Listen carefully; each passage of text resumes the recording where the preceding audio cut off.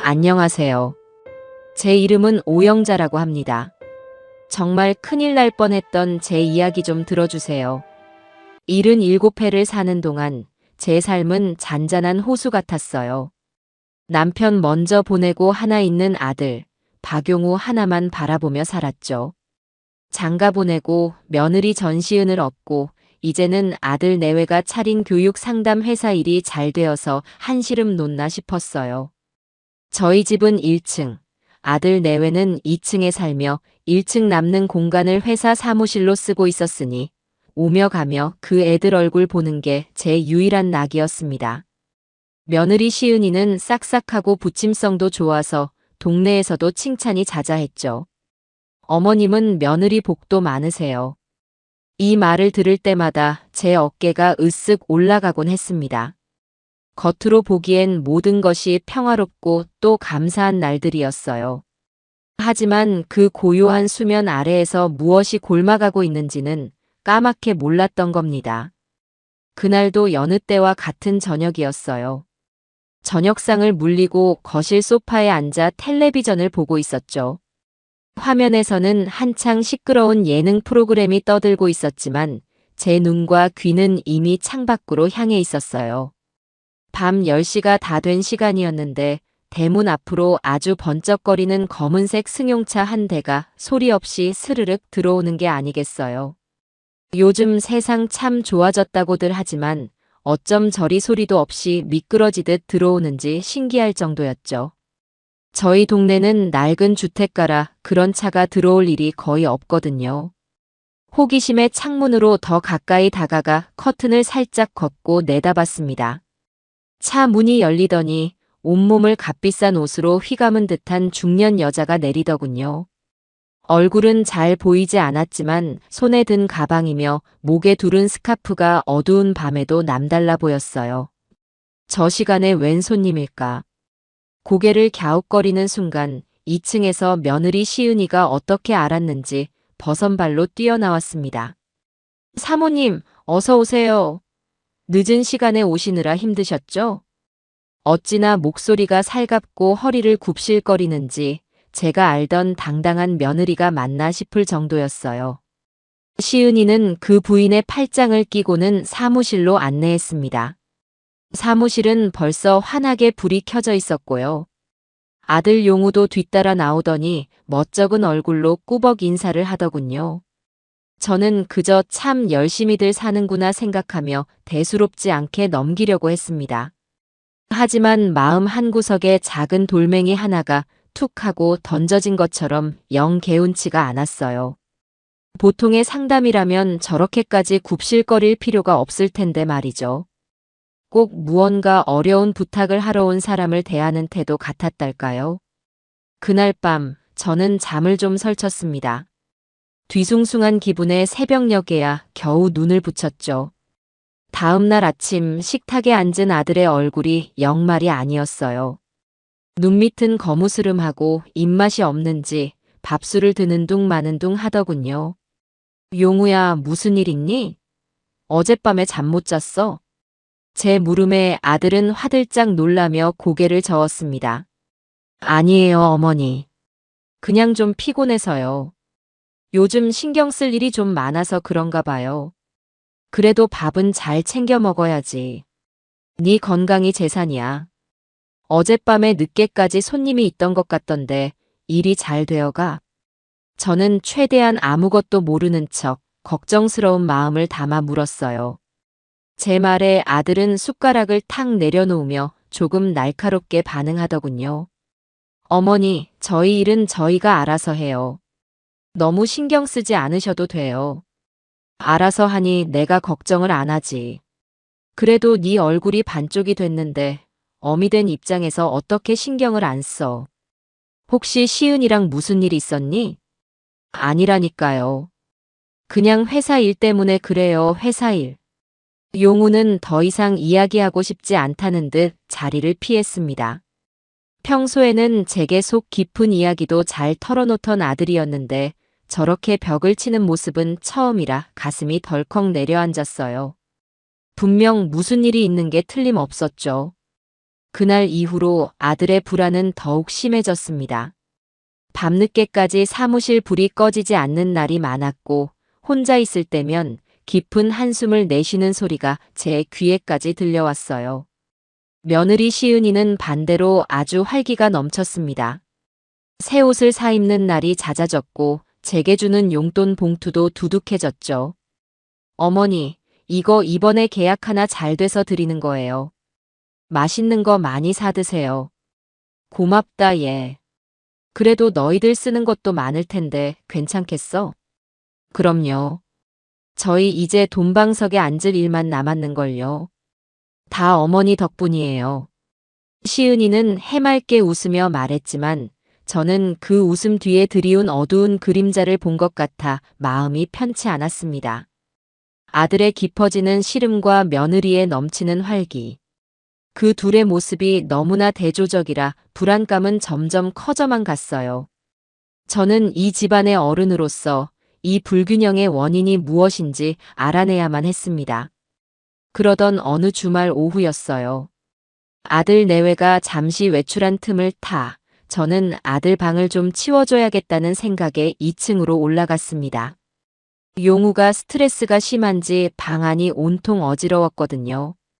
바닥에 널브러진 옷가지를 개어 옷장에 넣고 책상 위를 정리하던 참이었어요. 평소에는 잘 열어보지 않는 아들의 옷장 깊숙한 곳을 정리하는데 손끝에 두툼하고 묵직한 서류 봉투 하나가 잡혔습니다. 이건 뭐지? 호기심에 봉투를 꺼내 들었습니다. 꽤나 묵직한 것이 보통의 서류는 아닌 듯 했어요. 봉투에는 아무것도 쓰여 있지 않았습니다. 잠시 망설였죠. 아들의 물건을 허락 없이 보는 것이 마음에 걸렸지만 며칠간 저를 짓누르던 불안감이 결국 이성을 이겼습니다. 저는 떨리는 손으로 봉투를 열었어요. 그리고 그 안에 든 것을 본 순간 제 심장은 바닥으로 곤두박질 치는 것 같았습니다. 세상에 세상에. 그 안에는 제가 상상조차 하지 못했던 것들이 들어 있었어요. 맨 위에는 학생들의 이름과 사진이 붙은 생활기록부와 성적 증명서, 사본이 여러 장 들어 있었습니다. 이름도 얼굴도 모르는 아이들의 인생이 담긴 귀한 서류들이었죠. 그런데 그 서류들 아래에 있던 것이 문제였습니다. 특별 전형 합격 보장 계약서. 굵은 글씨로 박힌 제목이 제 눈을 후벼 파는 듯 했어요. 계약서 내용을 자세히 살펴보니 특정 대학교의 특정 학과에 합격하는 것을 조건으로 거액의 돈을 받는다는 내용이 빼곡하게 적혀 있었습니다. 한두 장이 아니었어요. 여러 학생의 이름으로 된 계약서가 수북이 쌓여 있었죠. 그리고 그 계약서에는 아들 박용우와 며느리 전시은의 도장이 선명하게 찍혀 있었습니다. 돈의 액수는 제 평생 만져보지도 못할 만큼 어마어마한 금액이었어요. 머릿속이 하얘지고 다리가 후들거려 그 자리에 주저앉고 말았습니다.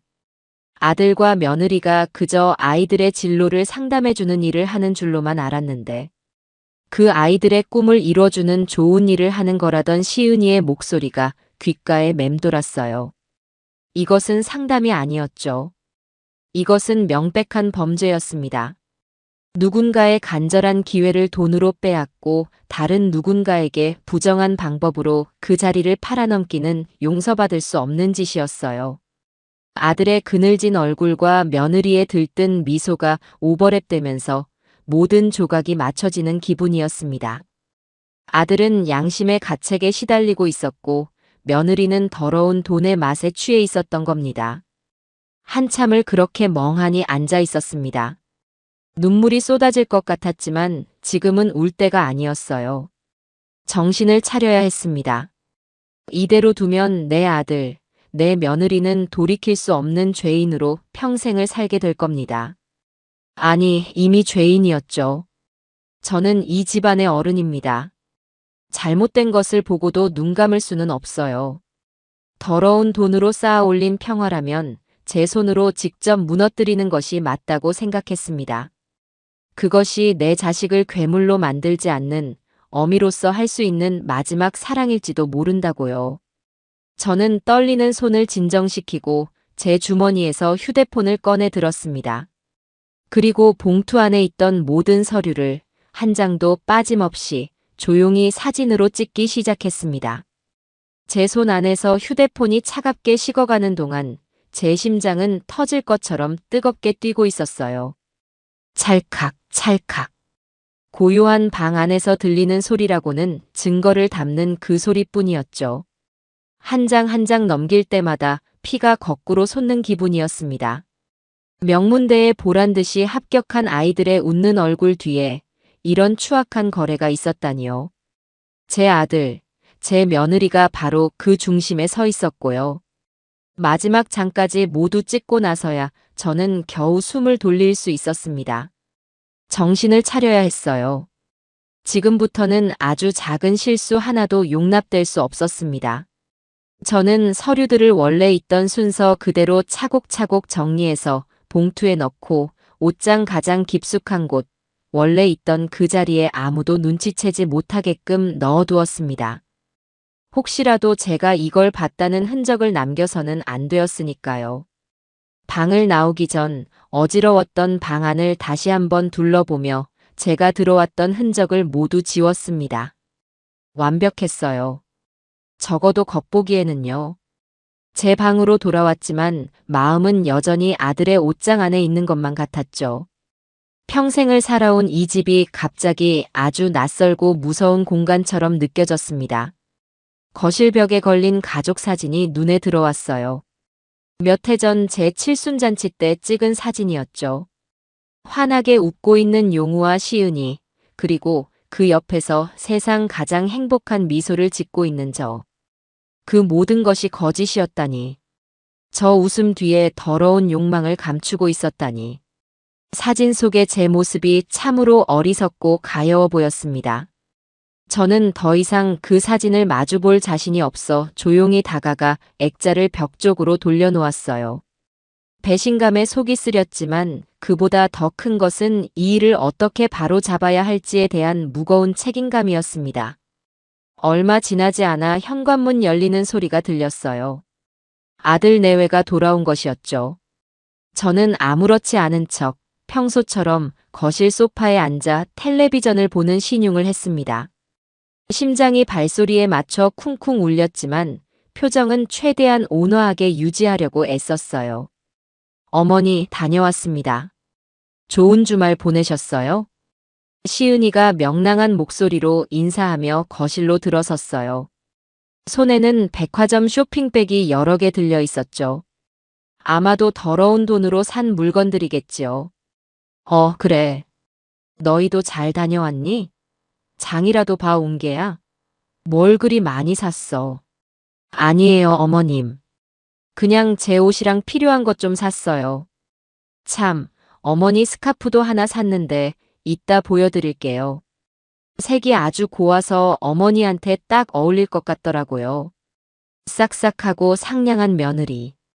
예전 같았으면 우리 아가 마음 씀씀이도 곱다며 손이라도 잡아주었을 테지만 저는 차마 그럴 수가 없었습니다. 제 손주머니 안에는 그 애의 죄가 담긴 사진들이 들어 있었으니까요. 용우는 아내의 뒤를 따라 묵묵히 들어왔습니다. 저와 눈이 마주치자 무언가 찔리는 사람처럼 슬그머니 시선을 피하더군요.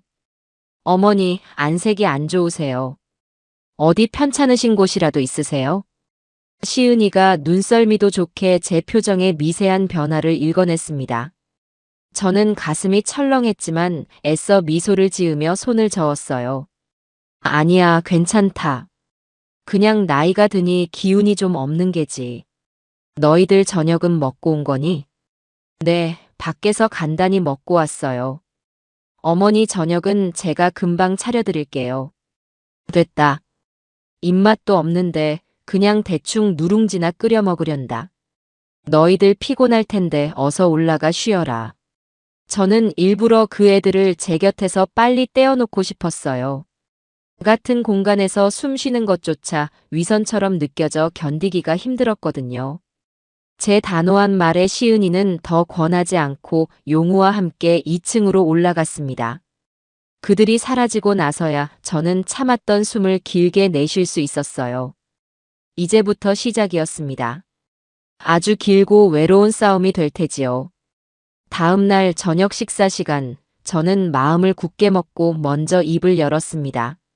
적을 알려면 적의 입에서 나오는 말을 들어야 했으니까요. 저는 최대한 인자하고 무지한 늙은이의 얼굴을 하고 며느리에게 물었습니다. 아가, 너희들 하는 일이 구체적으로 어떤 일이니? 나는 그저 아이들 대학 잘 가게 상담해 주는 거라고만 알고 있는데 구체적으로는 잘 몰라서 말이야. 요즘 세상은 하도 복잡해야지. 제 질문에 시은이는 기다렸다는 듯 신이 나서 입을 열었어요. 마치 자기가 세상에서 가장 보람되고 중요한 일을 하는 사람인 것처럼요. 어머님, 저희 일은요, 단순히 공부만 잘 가르치는 게 아니에요. 요즘 대학은 성적만 보는 게 아니거든요. 그 아이가 어떤 활동을 했고 어떤 잠재력을 가졌는지를 종합적으로 봐요. 저희는 아이들 각자에게 맞는 길을 찾아주고 그 아이만의 이야기를 만들어주는 역할을 하는 거죠. 일종의 꿈 디자이너라고 할까요? 꿈 디자이너라 말이 참 곱구나. 그럼요. 저희 도움으로 형편은 어렵지만 재능 있는 아이들이 좋은 대학에 가기도 하고 뒤늦게 자기 적성을 찾아서 전혀 다른 길로 가는 아이들도 있어요. 그럴 때마다 정말 큰 보람을 느껴요. 돈만 보고 하는 일이었으면 진작에 지쳤을 거예요. 저는 입안이 바싹바싹 말라왔습니다. 형편이 어려운 아이들을 돕는다고요? 제 휴대폰 속에 있는 수억 원짜리 계약서가 저를 비웃고 있었어요. 저는 끓어오르는 화를 누르고 다시 한번 떠보았습니다. 그렇게 좋은 일 하는데 돈은 많이 못 벌겠구나. 남 좋은 일만 시키는 거 아니야? 제 말에 시은이는 아주 능숙하게 웃어넘겼어요. 에이, 어머님도. 저희도 먹고는 살아야죠. 물론이죠. 저희 능력을 인정해 주시는 부모님들이 고맙다며 다른 곳보다 더 챙겨주시기도 하고요. 그분들 덕에 저희도 이렇게 사는 거죠. 다 인복이라고 생각해요. 인복이라. 그 말을 어쩜 저렇게 아무렇지 않게 입에 담을 수 있을까요? 저는 더 이상 듣고 있을 수가 없어 수저를 내려놓았습니다. 시은이는 그런 제 속도 모르고 신이 나서 자기 자랑을 계속 늘어놓았죠. 용우는 그 옆에서 내내 죽을 상으로 밥알만 새고 있었고요. 저녁 식사가 끝나고 저는 제 방으로 들어와 굳게 결심했습니다. 이 일을 바로잡기 위해서는 제 힘만으로는 안 된다고요. 법의 힘을 빌려야 했고 그러려면 저를 도와줄 사람이 필요했습니다. 그때 제 머릿속에 한 사람의 얼굴이 떠올랐어요. 며칠 뒤 저는 아침 일찍 집을 나섰습니다. 아들 내외에게는 오랜만에 옛날 친구들 좀 만나고 오겠다고 둘러댔죠. 제 목적지는 예전에 동네 반장님이 살던 동네였습니다. 지금은 재개발이 되어 옛 모습은 거의 남아있지 않았지만 그 아들이 일하는 인터넷 신문사가 그 근처라는 이야기를 들은 기억이 났거든요. 반장님의 아들 김민준 군. 어릴 때부터 불의를 보면 참지 못하고 동네 골목대장 노릇을 하던 아주 눈이 초롱초롱하던 아이였죠. 커서는 기자가 되었다고 들었어요. 수소문 끝에 찾아간 민준 군의 회사는 아주 작고 낡은 상가 건물 3층에 있었습니다. 진실의 눈이라는 거창한 이름과는 어울리지 않는 초라한 모습이었죠. 문을 열고 들어서자 젊은 기자 서너 명이 어지러운 책상에 앉아 정신없이 무언가를 하고 있었어요. 제가 찾는 민준 군은 가장 구석진 자리에 앉아 있었습니다. 컵라면으로 끼니를 때우며 모니터를 뚫어져라 쳐다보는 모습이 어릴 적 똘똘하던 모습과 겹쳐 보였어요. 저 혹시 김민준 기자님 좀 뵐 수 있을까요? 제 목소리에 민준 군이 고개를 들었습니다. 저를 잠시 알아보지 못하다가 이내 눈이 동그래지더군요. 혹시 영자 할머니 아니세요? 박용우 형 어머니. 아이고, 나를 알아보는구나. 민준 군, 정말 오랜만이다. 이렇게 훌륭한 청년이 다 되었네. 민준 군은 반갑게 저를 맞이하며 작은 회의실로 안내했습니다. 자판기 커피를 한 잔 뽑아주며 무슨 일로 여기까지 오셨냐고 묻더군요. 저는 잠시 숨을 고른 뒤 그리고 아주 단호하고 차분한 목소리로 입을 열었습니다. 민준 군, 내가 오늘 자네를 찾아온 건 제보할 것이 있어서라네. 제보요? 할머니께서요? 민준 군은 조금 놀란 눈치였어요. 아마 동네 할머니의 소소한 민원 같은 것을 생각했겠죠. 그래. 아주 무서운 이야기야. 내 아들과 며느리에 대한 이야기지. 그의 표정이 미묘하게 변했어요. 동정심과 직업적 회의감이 섞인 얼굴.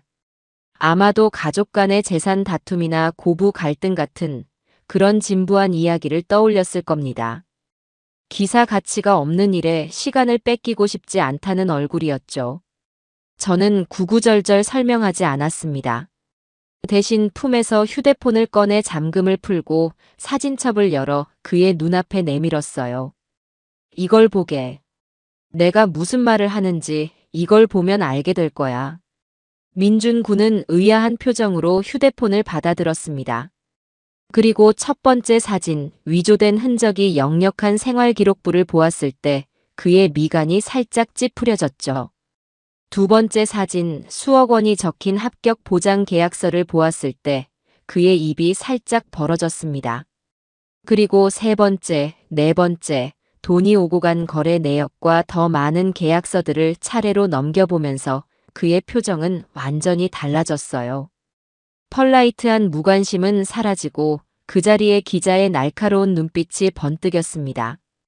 그의 손가락이 멈칫거리며 사진을 확대해 보기도 하고 앞뒤로 몇 번이나 다시 넘겨보기도 했죠. 짧은 시간이었지만 제게는 아주 길게 느껴졌습니다. 마침내 마지막 사진까지 모두 확인한 민준 군은 천천히 고개를 들어 저를 바라보았어요. 그의 눈에는 더 이상 동정이나 회의감이 없었습니다. 대신 거대한 비리의 냄새를 맡은 사냥개 같은 흥분과 진실을 파헤치려는 자의 뜨거운 분노가 함께 담겨 있었죠. 그는 마른 침을 한번 삼키더니 낮게 잠긴 목소리로 말했습니다. 할머니, 이거 보통 일이 아니네요. 그 한마디에 저는 제 외로운 싸움에 드디어 첫 번째 아군이 생겼음을 직감할 수 있었습니다. 자세히 말씀해 주세요, 할머니. 처음부터 끝까지요. 김민준 군의 눈빛은 완전히 달라져 있었어요. 그는 책상 위에 너저분하게 널려있던 서류들을 한쪽으로 밀어치우고는 녹음기를 켜고 제 앞에 바싹 다가앉았습니다. 저는 그날 밤 보았던 의문의 방문객 이야기부터 아들의 불안한 모습, 그리고 옷장에서 봉투를 발견하고 사진을 찍기까지의 모든 과정을 숨김없이 털어놓았죠. 제 이야기가 길어지는 동안 민준 군은 단 한 번도 말을 끊지 않았어요. 그저 굳은 표정으로 고개를 끄덕이거나 중요한 부분에서는 빠르게 무언가를 메모할 뿐이었죠. 모든 이야기를 마쳤을 때 그는 깊은 한숨을 내쉬었습니다. 이건 단순한 입시 브로커 수준이 아니에요. 학교 관계자가 연루되지 않고서는 이렇게 대놓고 성적표까지 위조할 수는 없거든요. 이건 거대한 카르텔의 일부일 가능성이 높습니다. 카르텔이라니 그게 무슨 말인가? 거대한 이익 집단이라는 뜻이에요, 할머니. 학부모, 브로커, 그리고 학교 관계자까지 모두가 한 통속이 되어 움직이는 거죠. 이걸 터뜨리려면 아주 신중하게 접근해야 합니다. 어설프게 건드렸다가는 꼬리만 자르고 도망갈 테니까요. 민준 군의 설명에 저는 사태가 생각보다 훨씬 더 심각하다는 것을 깨달았어요. 그저 내 아들 내외의 잘못을 바로잡는 것에서 그치는 문제가 아니었죠. 사회에 깊게 뿌리내린 악의 일부를 도려내는 일이었습니다. 그래서 우리가 뭘 어떻게 해야 하는 건가? 우선 이 서류들이 진짜 피해자를 만들어냈다는 걸 증명해야 해요.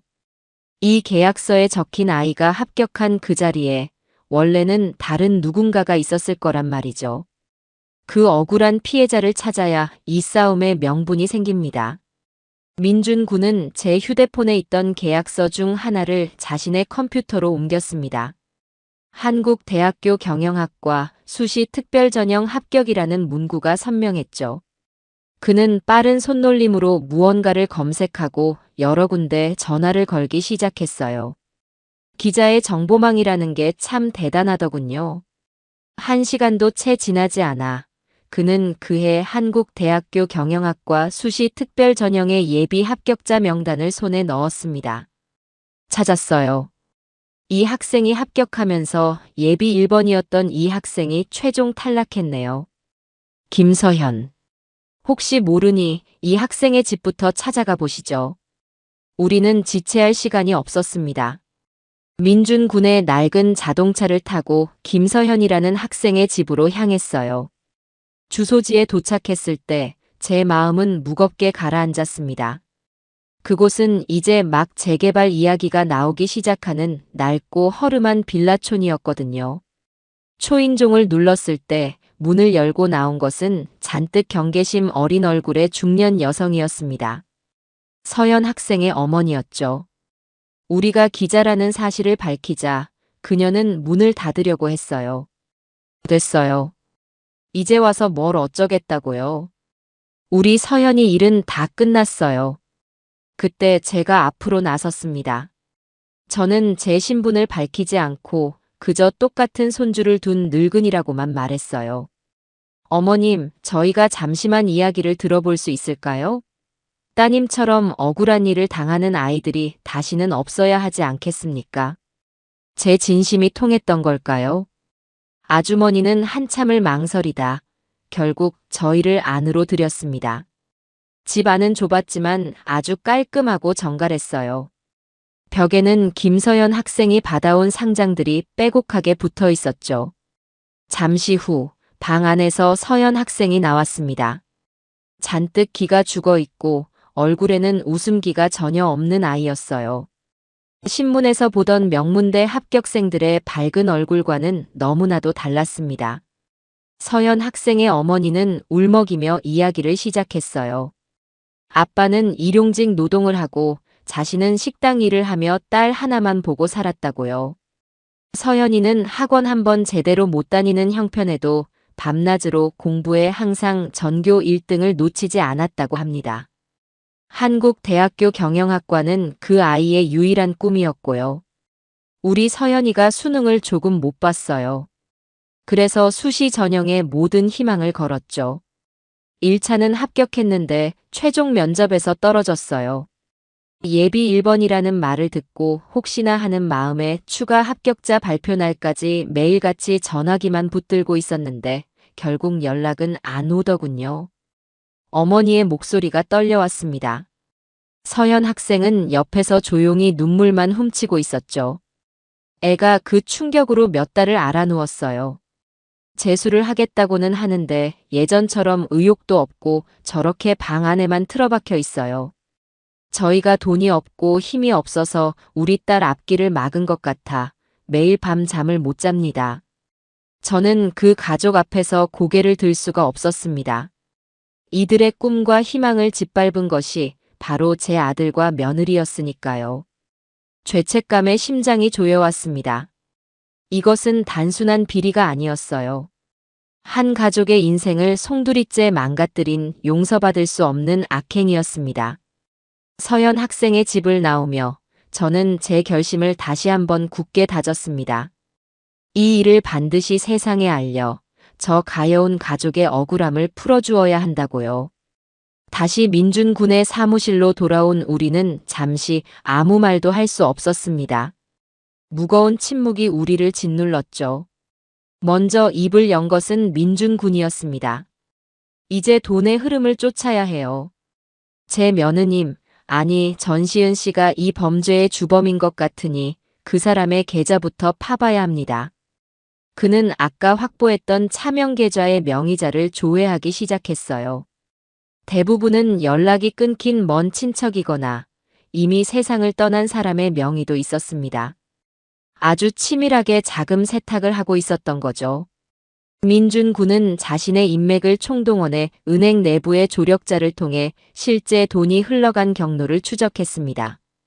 컴퓨터 화면에 복잡한 선과 이름들이 거미줄처럼 펼쳐졌어요. 보세요, 할머니. 돈은 여러 개의 계좌를 거쳐서 결국 이 하나의 법인 계좌로 모이고 있어요. SE 컨설팅. 서류상으로는 유령 회사인데 대표가 바로 전시은 씨네요. 모든 돈이 결국 며느리 시은이에게로 흘러 들어가고 있었던 겁니다. 용우의 이름으로 된 계좌에는 아주 적은 금액의 월급만 꼬박꼬박 입금되고 있었고요. 아들은 이 거대한 범죄의 하수인이거나 혹은 방관자였던 셈이죠. 어쩌면 양심의 가책과 아내에 대한 두려움 사이에서 갈등하고 있었을지도 모릅니다. 이 정도 규모면 혼자서는 절대 못해요. 분명 회사 내부에 이 모든 과정을 돕는 공범이 있을 겁니다. 장부를 관리하거나 학생들 서류를 위조하는 실무자 말이에요. 민준 군은 시은이의 회사에 최근까지 다니다 그만둔 직원들의 명단을 뽑았습니다. 그중 유독 한 사람, 박지원이란 젊은 직원이 눈에 띄었어요. 입사한 지 1년도 안 되어 아주 좋은 조건으로 스카우트 되었는데 6개월 만에 갑자기 그만두었더군요. 퇴직 사유는 일신상의 사유라고만 적혀 있었습니다. 느낌이 와요. 이 사람 무언가 알고 있을 겁니다. 양심의 가책을 느끼고 뛰쳐나왔을 가능성이 커요. 박지원, 이 사람을 만나야 합니다. 하지만 박지원이라는 직원을 찾는 것은 쉽지 않았어요. 회사를 그만둔 뒤 휴대폰 번호도 바꾸고 잠적해버린 상태였죠. 민준 군이 며칠을 헤맸지만 행방이 묘연했습니다. 그때 제 머릿속에 한 가지 방법이 떠올랐어요. 민준 군, 혹시 그 직원의 부모님은 어디 사시는지 알 수 있나? 네. 아, 네. 주소는 있는데 그건 왜요? 나에게 좋은 생각이 있네. 저는 민준 군에게 박지원 직원의 부모님이 사는 동네 경로당에 저를 데려다 달라고 부탁했습니다. 저는 그곳에서 제일 인상이 좋아 보이는 할머니들에게 싹싹하게 다가가 음료수를 대접하며 이야기를 나누기 시작했어요. 동네에 새로 이사 온 사람인 척 이런저런 시시콜콜한 이야기를 나누다 슬쩍 박지원 씨의 부모님에 대해 물었습니다. 저 어르신들, 혹시 이 동네에 박씨 성을 가진 댁이 아들 때문에 속 썩는 집이 있다던데 아시는 분 계세요? 제 친구 손주 녀석도 요즘 말썽이라 남의 일 같지가 않아서요. 제 말에 한 할머니가 무릎을 탁 치더군요. 아이고 말도 마. 저기 슈퍼하는 박씨네 아들 있잖아. 멀쩡하게 좋은 회사 다니다가 갑자기 때려치우고 요즘엔 방에 틀어박혀서 나오지도 않는다잖아. 부모 속이 오죽 타겠어. 빙고. 제 예상이 맞았습니다. 저는 그 길로 민준 군과 함께 박씨네 슈퍼를 찾아갔어요. 그리고 그곳에서 아들 걱정에 수심이 가득한 박지원 씨의 아버지를 만날 수 있었죠. 저희는 솔직하게 모든 것을 털어놓았습니다. 아드님이 나쁜 사람들의 손에 이용당한 것 같다고, 아드님을 구하고 더 많은 피해자를 막기 위해 증언이 필요하다고 설득했어요. 아버지는 한참을 고민하더니 결국 아들이 있는 곳을 알려주었습니다. 아들은 부모님 집을 나와 도시 외곽의 작은 원룸에서 혼자 지내고 있었어요. 우리가 찾아갔을 때 박지원 씨는 문도 열어주지 않으려고 했습니다. 잔뜩 겁에 질린 얼굴이었죠. 문틈으로 저희를 경계하던 그에게 제가 조용히 말했습니다. 젊은이, 나 좀 보게. 나도 자네 같은 아들이 있는 늙은이야. 지금 자네가 왜 두려워하는지 알아. 하지만 잘못된 걸 알았을 때 바로잡는 게 진짜 용기라네. 지금 자네가 눈 감으면 저 아이들처럼 억울하게 눈물 흘리는 사람이 더 많이 생길 걸세. 자네 평생을 죄책감 속에서 살 수 있겠나? 제 목소리가 떨리고 있었지만 진심을 담아 말했어요. 한참이나 문을 사이에 두고 침묵이 흘렀습니다. 그리고 마침내 아주 작은 목소리가 문 안쪽에서 들려왔죠. 들어오세요. 힘겹게 열린 문 안쪽. 어두운 방 안에는 양심의 무게에 짓눌려 망가져가고 있는 한 청년이 서 있었습니다. 박지원 씨의 눈에는 눈물이 그렁그렁 맺혀 있었어요. 그는 고개를 푹 숙인 채 그동안 있었던 모든 일을 털어놓기 시작했습니다. 시은이가 어떤 식으로 학생들 서류를 위조하라고 지시했는지, 돈이 오고 가는 과정은 어땠는지, 그리고 이 일에 연루된 학교 관계자는 누구인지. 그의 입에서는 우리가 상상했던 것보다 훨씬 더 추악하고 거대한 진실이 쏟아져 나왔습니다. 박지원 씨의 증언은 우리가 가진 퍼즐의 마지막 조각이었습니다. 그의 손에는 시은이가 범죄를 지시했던 메시지 기록과 아직 외부에 공개되지 않은 내부 고객 명단까지 있었죠. 모든 증거는 차고 넘쳤지만 민준군은 아직 부족하다고 했어요. 이건 모두 과거의 기록이에요. 전시은 씨는 분명 유능한 변호사를 사서 나는 시키는 대로 했을 뿐이다. 실무자가 꾸민 일이다라며 책임을 회피하려고 할 겁니다. 현장에서 범죄가 일어나는 순간을 포착한 빼도 박도 못할 증거가 필요해요. 현장 증거라니? 그럼 어떻게? 함정을 파야죠. 새로운 고객이 나타난 것처럼 꾸며서 전시은 씨가 직접 자기 입으로 범죄 계획을 설명하고 돈을 받는 장면을 찍는 겁니다. 민준 군의 말에 저는 가슴이 철렁했습니다. 너무 위험한 계획이었으니까요. 누가 그런 위험한 역할을 맡을 수 있을까요? 그때 박지원 씨가 떨리는 목소리로 말했습니다. 제가 할게요. 제가 미끼가 되겠습니다. 이 모든 걸 끝낼 수만 있다면요. 하지만 민준 군은 고개를 저었어요. 안 돼요. 지원 씨는 이미 얼굴이 알려졌어요. 전시은 씨가 당신을 보면 바로 의심할 겁니다. 완전히 새로운 인물, 그들이 전혀 의심하지 않을 만한 사람이 필요해요. 그 순간 제 머릿속에 하나의 생각이 스쳤습니다. 이 모든 일의 시작은 나였어요. 그리고 이 일은 내 아들과 며느리의 죄를 밝히는 일이기도 했죠. 그렇다면 마무리도 제 손으로 하는 것이 맞았습니다. 내가 하겠네. 제 말에 민준 군과 박지원 씨의 눈이 동그래졌어요. 네. 할머니, 그게 무슨 말씀이세요? 내가 그 미끼 역할을 하겠다는 말이야. 나만큼 그 애들이 의심하지 않을 사람도 없지 않겠나. 민준 군은 기겁하며 반대했습니다. 안 돼요, 할머니. 너무 위험합니다. 만약에라도 정체가 발각되면 무슨 일이 생길지 몰라요. 절대 안 됩니다. 민준 군, 내 말 듣게. 이 일은 내 자식들 일이야. 남의 손에만 맡겨두고 뒤에 숨어서 기다릴 수만은 없어. 그리고 저 애들이 아무리 야갔어도 평생을 봐온 늙은 어미가 변장 좀 했다고 못 알아볼까. 아니, 오히려 그럴 리 없다고 생각해서 더 쉽게 속을 걸세. 돈에 눈이 먼 사람들은 자기 앞에 놓인 이익 말고는 아무것도 보지 못하는 법이거든. 이건 내가 해야만 하네. 제 표정은 아주 단호했어요. 오랫동안 살면서 고집 부릴 일이 별로 없었지만 이번만큼은 물러서고 싶지 않았습니다. 제 결심이 얼마나 굳은지 깨달은 민준 군은 한숨을 쉬며 결국 고개를 끄덕였죠. 그렇게 해서 제 인생에서 가장 위험하고 기상천외한 연극이 시작되었습니다. 우리의 계획은 아주 치밀했어요. 저는 하와이에서 온 부유한 교포 할머니가 되어야 했습니다. 이름은 오드리. 남편과 사별하고 받은 막대한 유산은 주체할 수 없이 많지만 공부는 지지리도 못하는 손주 녀석을 한국 명문대에 보내는 게 마지막 소원인 돈 말고는 아무것도 모르는 철없는 할머니 역할이었죠. 우선 할머니 말투부터 바꿔야 해요. 지금처럼 지혜롭고 점잖게 말씀하시면 바로 들통나요. 조금은 교양 없고 돈 자랑하기 좋아하고 막무가내인 사람처럼 보여야 합니다. 그날부터 저는 민준 군의 연기 지도를 받기 시작했습니다. 어색하게 영어 단어를 섞어 쓰고 목소리 톤을 한껏 높여서 말하는 연습을 했죠. 외모도 완전히 바꿔야 했습니다.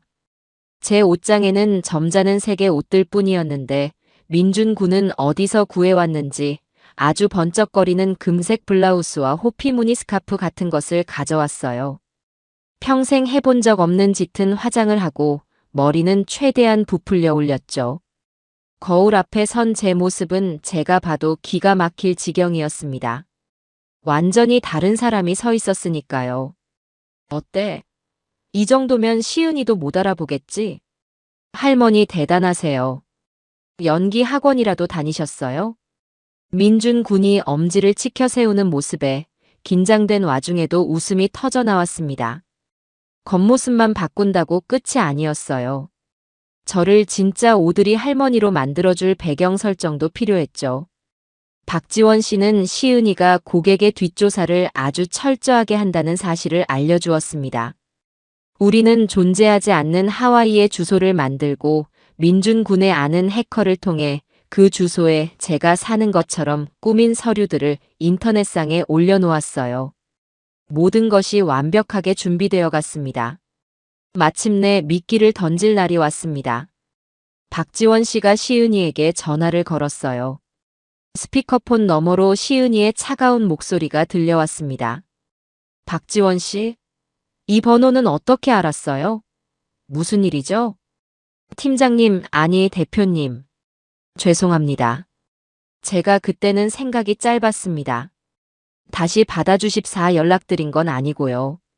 제가 아는 분 중에 정말 큰 손이 한 분 계셔서요. 대표님 아니면 감당이 안 될 뿐이라 염치불고하고 연락드렸습니다. 박지원 씨는 우리가 연습한 대로 돈에 환장한 사람처럼 연기했어요. 큰 손이라는 말에 시은이의 목소리가 미세하게 부드러워지는 것이 느껴졌습니다. 그래서요? 하와이에 사시는 교포인데 돈은 산더미처럼 많으세요. 하나뿐인 손주를 한국대에 꼭 보내고 싶어 하시는데 애가 공부를 너무 못해서요. 얼마가 들든 상관없다고 하시는데 혹시 그분 확실한 분 맞아요? 그럼요. 제가 보증합니다. 이것만 성사시켜 주시면 제 몫은 아주 조금만 떼어주셔도 됩니다. 돈 냄새를 맡은 시은이는 결국 미끼를 물었습니다. 제 연락처를 받아갔고 직접 통화해보고 결정하겠다고 하더군요. 전화는 바로 다음 날 걸려왔습니다. 저는 민준 군의 사무실에서 모두가 숨을 죽이고 지켜보는 가운데 전화를 받았죠. 연습한 대로 최대한 교양 없고 철없는 목소리를 꾸며냈어요. 여보세요? 거기 SE 컨설팅인가 뭔가 하는데 맞아요? 네, 맞습니다. 고객님, 전시은 대표입니다. 박지원 씨한테 말씀은 전해 들었습니다. 아, 그래요? 내 얘기 들었어요? 그래서 우리 손주 한국대에 넣을 수 있어요, 없어요? 바쁜 사람이니까 결론만 딱 말해줘요. 저는 일부러 아주 아나무인으로 굴었어요. 전화 너머의 시은이는 잠시 당황하는 듯 했지만 곧 비즈니스적인 목소리로 차분하게 응대했습니다. 고객님, 자세한 것은 직접 뵙고 상담을 통해 말씀드려야 합니다. 저희는 불가능을 가능하게 만드는 곳이니까요. 혹시 언제가 편하실까요? 난 내일 당장이면 좋겠는데. 내일 오후 2시 어때요? 네, 좋습니다. 그럼 내일 오후 2시에 저희 사무실에서 뵙겠습니다. 전화가 끊어지자마자 사무실에 있던 모두가 안도의 한숨을 내쉬었습니다. 완벽하게 속아 넘어온 것이었죠. 이제 결전의 날까지는 24시간도 채 남지 않았습니다. 약속 전날 밤, 저는 잠을 이룰 수가 없었습니다. 민준 군의 사무실에 다시 모여 마지막으로 계획을 점검했죠. 그는 제 옷깃의 달 브로치에 작은 녹음기와 카메라가 숨겨져 있다고 설명해 주었어요. 위험한 순간이 닥치면 누를 비상 버튼에 대해서도 알려주었고요. 할머니, 정말 괜찮으시겠어요? 지금이라도 그만두고 경찰에 전부 넘기는 방법도 있어요. 민준 군은 진심으로 저를 걱정하고 있었습니다. 저는 그의 손을 따뜻하게 잡아주며 말했어요. 걱정 말게. 저 애들이 아무리 야갔어도 지 어미를 눈앞에 두고 못 알아보겠나. 아니, 탐욕에 눈이 멀었으니 절대 못 알아보겠지. 나는 괜찮아. 이 모든 걸 끝낼 수만 있다면. 그날 밤 집으로 돌아와 저는 결전의 날 입을 옷을 미리 입어보았습니다. 화려한 금색 블라우스와 몸에 꽉 끼는 치마. 거울 속에 비친 제 모습은 여전히 낯설기만 했죠. 저는 거울 속의 낯선 여자를 보며 조용히 속삭였어요. 오영자, 너는 이제부터 오드리가 되는 거야. 아들을 구하고 며느리를 심판하고 억울한 아이들의 눈물을 닦아줄 사람. 제 평온했던 일상은 완전히 사라졌습니다. 이제 저는 정의를 위해 싸우러 가는 전사였죠. 제 손으로 직접 이 지긋지긋한 연극의 막을 내려야 했습니다. 결전의 날 아침이 밝았습니다. 밤새 한숨도 자지 못했지만 정신은 오히려 쇠처럼 차갑고 맑았어요. 저는 거울 앞에 앉아 제 얼굴에 낯선 색을 더씹히기 시작했습니다. 두꺼운 분을 바르고 새빨간 입술을 그리고 눈꼬리는 하늘로 치켜 올라갈 것처럼 그려 넣었죠. 제 얼굴 위로 오드리라는 이름의 가면이 씌워지는 과정이었습니다. 몸에 꽉 끼는 금색 블라우스를 입고 어깨에는 보란 듯이 호피 무늬 스카프를 둘렀어요. 마지막으로 민준 군이 구해온 아주 크고 화려한 가짜 다이아몬드 브로치를 옷깃에 달았습니다.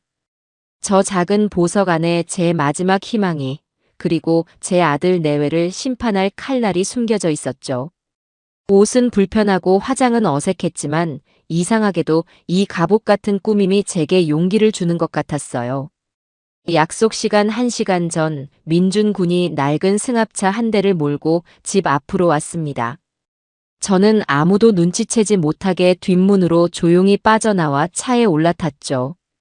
차 안은 각종 통신 장비들로 복잡했어요. 민준 군의 얼굴은 긴장감으로 굳어 있었습니다. 할머니, 브로치 여기 한 번만 더 확인해 볼게요. 이 버튼이 녹화 시작이고 혹시 정말 위험하다 싶으시면 여기 안쪽에 작은 버튼을 3초 이상 꾹 누르세요. 바로 저희한테 신호가 와요. 그는 제 브로치를 만지작거리며 마지막으로 사용법을 알려주었어요. 제 안전을 걱정하는 그 마음이 고스란히 전해져 왔습니다. 걱정 말게. 내 몸은 내가 지킬 수 있어. 자네는 밖에서 귀나 쫑긋 세우고 잘 듣고 있게. 저는 일부러 더 씩씩하게 말하며 그의 어깨를 두드려 주었습니다. 차가 천천히 저희 집, 아니, 이제는 적진이 되어버린 상담회사 앞으로 향하는 동안 창밖의 풍경은 흐릿하게만 보였어요. 평생을 살아온 익숙한 동네가 오늘따라 아주 낯설게 느껴졌습니다. 약속 시간 5분 전 저는 차에서 내렸습니다. 민준 군은 길 건너편 주차장에 차를 세우고 모든 상황을 지켜볼 것이었어요. 저는 크게 심호흡을 한번 하고 사무실 문을 향해 걸어갔습니다. 한 걸음 한 걸음 내디딜 때마다 제 평온했던 과거와 완전히 작별하는 기분이 들었죠. 유리문을 열고 안으로 들어서자 서늘한 에어컨 바람과 함께 시은이의 상냥한 목소리가 저를 맞았습니다. 오드리 사모님, 어서 오세요. 기다리고 있었습니다. 며느리 시은이는 완벽한 비즈니스 우먼의 모습이었어요. 값비싼 정장을 말끔하게 차려입고 흐트러짐 없는 미소를 띤 채 제게 다가왔죠. 저는 그 애의 얼굴을 똑바로 마주 보았습니다. 매일 아침 식탁에서 보던 그 얼굴이었지만 오늘은 그 위에 겹겹이 쌓인 탐욕과 위선이 보이는 듯 했어요. 제 정체를 조금이라도 눈치챌까봐 심장이 철렁했지만 시은이의 눈에는 오직 돈 많은 고객에 대한 호기심과 기대감만이 가득했습니다. 사무실이 생각보다 작네. 하와이에 있는 내 집 차고만 한가. 저는 연습한 대로 아주 거만하고 무례한 오드리가 되어 사무실을 훑어보았습니다. 제가 살던 집 1층을 개조한 공간. 벽에는 제 취향과는 전혀 다른 추상화들이 걸려 있었고 한쪽에는 굳게 잠긴 검은색 서류함들이 위압적으로 서 있었죠. 모든 것이 거짓으로 꾸며진 세트장 같았어요. 사모님. 저희는 크기보다 실력으로 승부하는 곳이라서요. 우선 안쪽 상담실로 들어가시죠. 중요한 이야기는 조용한 곳에서 나눠야 하니까요. 시은이는 제 무례한 말에도 전혀 기분 나쁜 기색 없이 저를 안쪽의 다른 문으로 안내했습니다. 박지원 씨가 말했던 VIP 상담실이었죠. 문을 열자 바깥의 사무 공간과는 전혀 다른 세상이 펼쳐졌습니다. 두꺼운 방음벽으로 마감된 벽, 푹신한 가죽 소파, 그리고 방 한가운데에는 아주 크고 육중한 원목 테이블이 놓여 있었어요. 이곳이 바로 추악한 거래가 이루어지는 비밀의 방이었던 겁니다. 자리에 앉자마자 저는 본론부터 꺼냈습니다. 됐고, 우리 손주 얘기나 합시다. 이름은 박진수, 나이는 19. 공부는 아주 못해. 꼴찌만 겨우 면하는 수준이야. 이런 애도 한국대에 넣을 수 있어요? 돈은 얼마든지 줄 테니 방법이 있는지 없는지만 똑바로 말해줘요. 제 직설적인 말에 시은이는 자신만만한 미소를 지으며 고개를 끄덕였습니다. 물론입니다, 사모님. 저희에게 불가능이란 없으니까요. 진수 학생의 서류는 미리 검토해 보았습니다. 솔직히 말씀드리면 전공법으로는 절대 불가능한 성적이죠. 그걸 누가 몰라. 그래서 내가 여기 왔잖아. 하지만 저희는 전공법만 쓰지 않습니다. 저희는 아이의 프로필을 최적화하는 작업을 하죠. 예를 들어 진수 학생이 갑자기 봉사활동에 눈을 떠서 해외 오지에 가서 몇 달간 구호 활동을 한 것처럼 꾸밀 수도 있고요. 혹은 아무도 주목하지 않았던 코딩 분야에 천재적인 재능을 보인 것처럼 새로운 스토리를 만들어낼 수도 있습니다. 최적화 스토리. 더러운 서류 조작을 어쩜 저렇게 그럴듯한 말로 포장하는 걸까요? 저는 혀를 내둘렀습니다. 그때 상담실 문이 열리며 용우가 들어왔어요. 서류철을 든 그의 얼굴은 여전히 어둡고 불안해 보였죠. 그는 저를 보고 잠시 멈칫했습니다. 제 요란한 행색에 조금 놀란 눈치였어요. 인사드려요, 사모님. 이쪽은 저희 회사에서 학생들의 데이터를 전문적으로 관리하는 박용우 실장입니다. 제 남편이기도 하고요. 시은이가 용우를 소개하자 저는 일부러 용우의 얼굴을 빤히 쳐다보며 말했습니다. 젊은 양반이 낯빛이 왜 저렇게 어두워? 쯧쯧, 마누라 등살에 힘든가 보네. 젊은이는 이런 나쁜 짓 하면서 양심에 안 찔리나? 저는 일부러 나쁜 짓이라는 단어를 썼어요. 아들의 반응을 보고 싶었죠. 제 말에 용우의 어깨가 움찔하고 굳어지는 것이 보였습니다. 그는 차마 제 눈을 마주치지 못하고 고개를 숙인 채 입을 열었어요. 저희는 그저 학생이 가진 최고의 가능성을 찾아주는 일을 할 뿐입니다.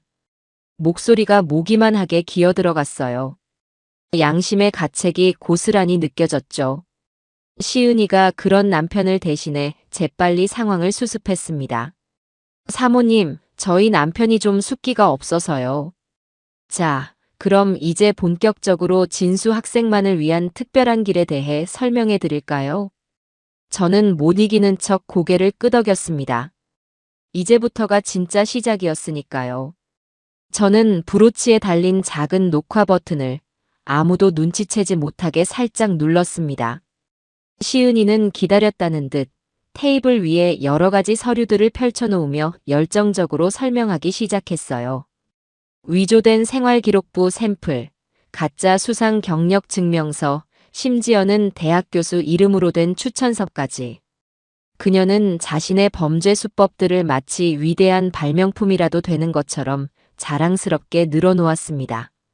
이 모든 서류는 저희와 연결된 각 분야의 전문가들이 진짜와 똑같이 만들어드립니다. 학교 직인부터 총장님의 서명까지 그 누구도 가짜라는 걸 알아챌 수 없죠. 설명이 거의 끝나갈 무렵, 저는 마지막 확인을 위해 일부러 의심하는 척 연기했어요. 흠말은 아주 그럴듯한데. 이거 내가 믿을 수 있는 거 맞아? 괜히 비싼 돈만 날리고 아무것도 안 되는 거 아니야? 내가 당신들을 뭘 믿고 이 큰 돈을 맡기지? 제 말은 시은이의 자존심을 건드렸던 모양이에요. 그녀는 잠시 불쾌한 표정을 짓더니 이내 회심의 미소를 지으며 마지막 카드를 꺼내 들었습니다. 그토록 제가 기다리던 순간이었죠. 사모님, 아직도 저희를 못 믿으시는군요. 좋습니다. 그럼 확실한 걸 보여드리죠.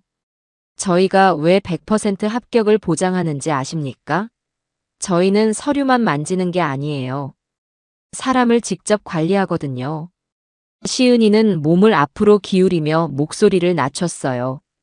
그 눈빛이 탐욕으로 번들거렸습니다. 한국대학교 입학처장 이강일 교수. 그분이 제 사람입니다. 매년 저희가 지정한 학생 몇 명은 특별관리 대상으로 분류되죠. 서류는 그저 형식일 뿐, 최종 합격자 명단에 도장을 찍는 건 결국 그분입니다. 돈은 저희 법인 계좌를 통해 몇 번 세탁한 뒤 안전하게 그분께 전달되고요. 이래도 못 믿으시겠어요? 모든 것이 담겼습니다. 공범의 실명, 범죄의 구체적인 방법, 그리고 자금 세탁 과정까지. 그녀는 자기 입으로 자신의 무덤을 파고 있었어요. 제 등줄기에서는 식은땀이 흘렀지만 마음은 얼음장처럼 차가워졌습니다. 이제 끝낼 시간이었습니다. 저는 태연한 표정을 지으며 만족스럽다는 듯 고개를 끄덕였어요. 좋아. 마음에 드네. 역시 돈이 최고야. 그럼 계약합시다. 여기 이 서류에 서명하면 되는 거죠? 저는 시은이가 내민 계약서와 펜을 집어들었습니다. 제 브로치에 달린 작은 카메라 렌즈가 테이블 위에 놓인 특별 전형 합격 보장 계약서라는 글자와 그 옆에 적힌 계약금 5억 원이라는 숫자를 남김없이 담아내고 있었습니다. 제가 펜을 들어 계약서 위로 가져가는 순간 상담실 안의 공기는 돈 냄새로 가득 찬 듯 했어요. 시은이의 얼굴에는 거대한 먹잇감을 손에 넣은 사냥꾼의 흡족한 미소가 걸려 있었고 용우는 여전히 고개를 숙인 채 자신의 손가락만 내려다보고 있었죠. 저는 제 이름 대신 오드리라는 세 글자를 천천히 써내려갔습니다. 마지막 획을 긋고 펜을 내려놓는 순간 저는 약속했던 신호를 보내기 위해 목을 가다듬었어요. 콜록, 콜록. 저는 일부러 요란하게 목에 무언가 걸린 사람처럼 헛기침을 했습니다. 제 연기가 너무 과격했는지 시은이가 살짝 미간을 찌푸리며 저를 쳐다보더군요. 사모님 괜찮으세요? 물이라도 한 잔 드릴까요? 아니 괜찮아. 그냥 목이 좀. 제 말이 채 끝나기도 전이었습니다. 굳게 닫혀있던 상담실 문이 쾅 하는 굉음과 함께 활짝 열렸어요. 가장 먼저 눈에 들어온 것은 김민준 군의 얼굴이었습니다. 그는 휴대폰을 높이 든 채 이 모든 상황을 영상으로 담고 있었죠. 그리고 그의 등 뒤로 건장한 체격의 남자 서너 명이 순식간에 방 안으로 들이닥쳤습니다. 동네 파출소 순경들이 아니었어요. 그들의 날카로운 눈빛과 일사불란한 움직임은 이들이 거대한 사건을 전담하는 특별수사팀이라는 것을 말해주고 있었습니다. 뭐야? 당신들 누구야? 시은이의 얼굴에서 미소가 순식간에 사라지고 경악과 분노가 그 자리를 대신했어요. 그녀는 소리를 지르며 자리에서 벌떡 일어났습니다. 반면 용우는 문이 열리는 순간 모든 것을 체념한 사람처럼 그 자리에 얼어붙고 말았죠. 마치 올 것이 왔다는 듯한 표정이었습니다. 수사팀을 이끄는 중년의 형사가 앞으로 나서며 차갑게 말했습니다. 전시은 씨, 박용우 씨. 입시 비리 및 사문서 위조, 뇌물 공여 등의 혐의로 두 분을 긴급 체포합니다. 변호사를 선임할 수 있으며 묵비권을 행사할 권리가 있습니다. 형사의 손에 들린 체포영장이 시은이의 눈앞에서 펼쳐졌어요. 그 순간 상담실 뒤쪽에 다른 문이 열리며 또 다른 경찰팀과 함께 박지원 씨가 나타났습니다. 잔뜩 겁에 질린 얼굴이었지만 그는 용기를 내어 손가락으로 방 한 구석을 가리켰습니다. 저기 벽 뒤에 비밀 금고가 있습니다. 모든 원본 서류와 현금은 저 안에 들어있어요. 지원 씨의 외침에 형사 두 명이 곧장 그쪽으로 향했습니다. 시은이는 이성을 잃고 발악하기 시작했어요. 거짓말. 다 거짓말이야. 저건 우리 회사에서 잘린 놈이 앙심을 품고 꾸민 짓이야. 그리고 이 할머니는 우리를 함정에 빠뜨린 거라고. 시은이가 손가락으로 저를 가리키며 악을 썼습니다. 하지만 그 누구도 그녀의 말에 귀 기울이지 않았죠. 형사들은 액자로 위장된 벽을 뜯어내고 그 뒤에 숨겨져 있던 금고를 발견했습니다. 지원 씨가 알려준 비밀번호를 누르자 묵직한 쇠문이 열리며 그 안에 내용물이 드러났어요. 금고 안에는 수많은 서류 뭉치와 함께 5만 원권 현금 다발이 산더미처럼 쌓여 있었습니다. 모든 것이 끝난 순간이었죠. 전부 녹화되었습니다. 당신이 입학처장 이름을 대며 범죄를 모의하는 장면까지 전부요. 민준 군이 휴대폰을 흔들어 보이며 말하자 시은이는 더 이상 아무 말도 하지 못했습니다. 그때까지 조용히 울고만 있던 용우가 갑자기 저를 향해 무릎을 꿇었어요. 어머니 죄송합니다. 제가 다 잘못했어요. 제가 벌 받겠습니다. 어머니 죄송합니다. 용우는 경찰이 아닌 제게 용서를 구하고 있었습니다. 그 모습에 제 마음도 무너져 내렸지만 저는 애써 외면했어요. 지금은 동정심에 흔들릴 때가 아니었으니까요. 시은이는 그런 남편의 모습에 더욱 격분했는지 갑자기 이성을 잃고 저를 향해 달려들었습니다. 너가 뭔데 우리한테 이래. 이 늙은 여우 같은 게. 그녀가 제 멱살이라도 잡을 듯이 달려드는 순간 형사들이 앞을 가로막았어요. 그 거친 몸싸움 와중에 누군가의 손이 제 머리를 스쳤습니다. 그 순간 제 머리를 단정하게 고정해주던 가발이 우스꽝스럽게 벗겨져 바닥으로 떨어지고 말았죠. 짙은 화장 위로 제 희끗희끗한 맨머리가 드러났습니다. 소란스럽던 상담실 안의 모든 소음이 순간 멎었어요. 시은이는 저를 막아서던 형사의 팔을 뿌리치고 제 얼굴을 멍하니 바라보았습니다. 그녀의 눈동자가 지진이라도 난 것처럼 흔들렸죠. 분노로 가득 찼던 얼굴이 경악과 불신으로 하얗게 질려갔습니다. 그녀의 입술이 파르르 떨리더니 거의 들리지 않는 목소리로 중얼거렸어요. 어머니. 그 한마디에 용우도 고개를 들었습니다. 가발이 벗겨진 제 모습을 확인한 아들의 얼굴은 절망 그 자체였어요. 세상의 모든 빛을 잃은 듯한 텅 빈 눈으로 저를 바라보며 그는 아주 작은 소리로 신음하듯 제 이름을 불렀습니다. 어머니. 저는 아무 말도 하지 않았습니다. 그저 제 정체가 탄로난 모습 그대로 차가운 눈으로 바닥에 주저앉은 제 아들과 며느리를 내려다볼 뿐이었죠. 수갑이 채워지는 철컥하는 소리가 방 안을 울렸습니다. 그 쇠붙이 소리가 제 아들 내외가 쌓아 올린 거짓의 성이 완전히 무너져 내렸음을 알리는 신호탄 같았어요. 제 표정에는 어떠한 감정도 담겨 있지 않았습니다. 그 차가운 침묵이 그들에게 내리는 가장 무서운 심판이었습니다. 상담실에서의 아수라장은 순식간에 정리되었습니다. 저는 용우와 시은이가 경찰차에 태워져 멀어지는 모습을 마치 남의 일처럼 무감각하게 바라보고 있었죠. 모든 것이 끝났다는 안도감과 제 손으로 자식의 인생을 망가뜨렸다는 죄책감이 한꺼번에 몰려와 정신을 차리기가 힘들었어요. 민준 군이 제 어깨에 겉옷을 걸쳐주며 말했습니다. 할머니 고생 많으셨어요. 이제 경찰서에 가셔서 참고인 진술만 하시면 됩니다. 제가 옆에 꼭 붙어 있을게요.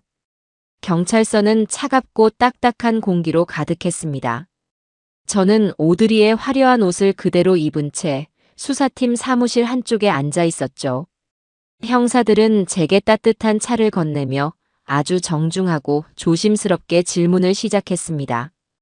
저는 처음 옷장에서 봉투를 발견했던 순간부터 오늘 있었던 모든 일을 기억나는 대로 차분하게 진술했어요. 제 진술이 담담하게 이어지는 동안 유리문 너머 조사실의 풍경이 언뜻언뜻 보였습니다. 한쪽에서는 시은이가 고개를 빳빳이 든 채 변호사와 무언가 심각하게 이야기를 나누고 있었어요. 조금도 뉘우치는 기색이 없는 얼굴이었죠. 그리고 다른 한쪽에서는 용우가 형사 앞에서 고개를 숙인 채 모든 것을 자백하며 하염없이 눈물을 흘리고 있었습니다. 그 두 사람의 모습이 앞으로 그들이 걷게 될 길이 얼마나 다를지를 미리 보여주는 것만 같았어요. 제가 경찰서에서 조사를 받고 있는 동안 바깥 세상은 이미 발칵 뒤집혀 있었습니다. 김민준 군이 속한 인터넷 신문 진실의 눈에 단독 강남 입시 비리의 추악한 실체, 70대 할머니의 용기 있는 잠입 취재로 드러나라는 제목의 기사가 올라온 것이었죠. 기사는 폭발적인 반응을 일으키며 순식간에 모든 포털 사이트의 메인 화면을 장식했습니다. 제가 집으로 돌아왔을 때 저희 집 앞은 이미 수많은 기자와 방송 카메라들로 인산인해를 이루고 있었어요. 민준 군과 경찰들의 도움으로 겨우 집 안으로 들어올 수 있었지만 밖에서는 제 이름을 부르는 소리와 카메라 플래시 터지는 소리가 끊이지 않았습니다. 전화기는 쉴 새 없이 울려댔죠. 저는 모든 전화를 무시하고 전원 코드를 뽑아버렸습니다. 하루아침에 저는 제 아들을 고발한 용감한 할머니이자 비정한 어머니가 되어 세상의 구경거리가 된 것이었어요. 가장 견디기 힘들었던 것은 주변 사람들의 시선이었습니다. 평소 가깝게 지내던 친구들에게서 연락이 왔어요. 저는 위로라도 받을 수 있을까 하는 마음에 전화를 받았지만 수화기 너머로 들려온 것은 따뜻한 위로가 아닌 차가운 비난이었습니다. 영자야, 네가 어떻게 그럴 수가 있니? 아무리 자식들이 잘못했어도 그렇지. 어떻게 네 손으로 자식을 감옥에 보낼 생각을 해? 쯧쯧, 정말 독하다 독해. 그러게 말이야. 남도 아니고 피부치를 이제 용우 얼굴은 어떻게 보려고 그래. 너 그러다 천벌 받아. 그들의 말은 날카로운 비수가 되어 제 가슴에 박혔습니다. 그들은 제 고통과 고민은 조금도 헤아리지 않은 채 그저 어미가 자식을 고발했다는 사실만으로 저를 손가락질했어요. 저는 아무런 대꾸도 하지 않고 조용히 전화를 끊었습니다. 정의를 지키는 길은 때로 아주 외롭다는 것을 뼈저리게 깨닫는 순간이었죠. 온 세상이 저를 비난하는 것 같아 숨이 막히던 그때 초인종이 울렸습니다. 또 기자들이겠거니 생각하며 무시하고 있는데 문 밖에서 아주 작은 목소리가 들려왔어요. 저 계세요?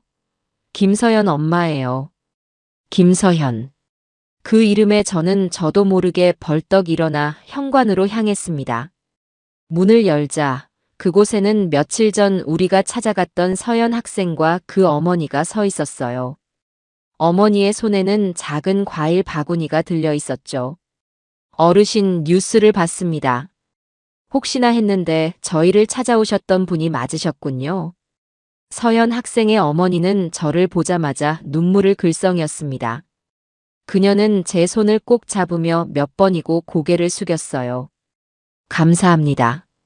정말 감사합니다, 어르신. 평생 가슴에 묻어둘 뻔했던 저희 서연이의 억울함을 풀어주셔서 정말 감사합니다. 이 은혜를 어떻게 갚아야 할지 모르겠습니다. 그녀의 진심 어린 감사 인사에 저를 둘러싸고 있던 차가운 벽이 조금씩 녹아내리는 기분이었습니다.